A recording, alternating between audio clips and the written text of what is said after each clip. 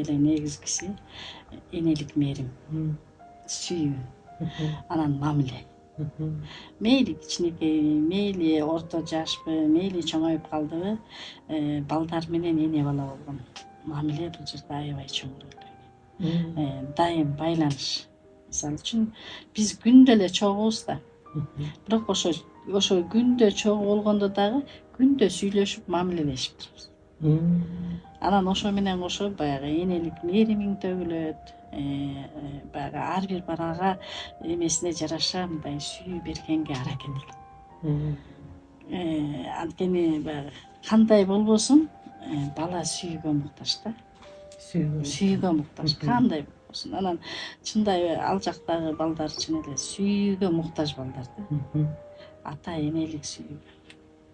Анан менин болгон мисалы үчүн ошо 2009-жылдан бери ачылгандан бери келе жаткан мындай кызматымда, ишимде ушул нерсе менен гана алектенип келатам да. Анан мындай сүйбөй калган учуруңуз болду эле, анткени кээде билебиз да, балдарды жакшы көрөбүз, алардын орду бар. Бирок кээ бир балдардын кээ бир ушу мүнөздөрү жакпай кетет, анан биз деген робот эмеспиз да. Анан сиз айттыңыз да, сүйүү мээрим маанилүүлүчү, бирок баягы чыдамдуулук, сабырдуулук керек болот. Кээде мындай сүйүүңүздү жогото алган да учур болду эле. Ошондой учурда кантип өзүңүздү шыктандырып, кайрадан кантип өзгөнүн балдарын сүйүп келатасыз?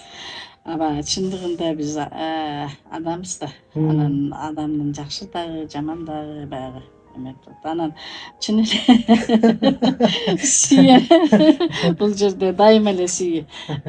Эми кээде баягы кандай десем, сүйө албай койгон деген айта албайм. Эми албардарды ошо сүйүп, жакшы көрүп, ошо мындайча айтканда, азыр жогоруда темадагыдай эле вазифамды мындайча айтканда аткарып атам да. Анан бирок менде дайым ушундай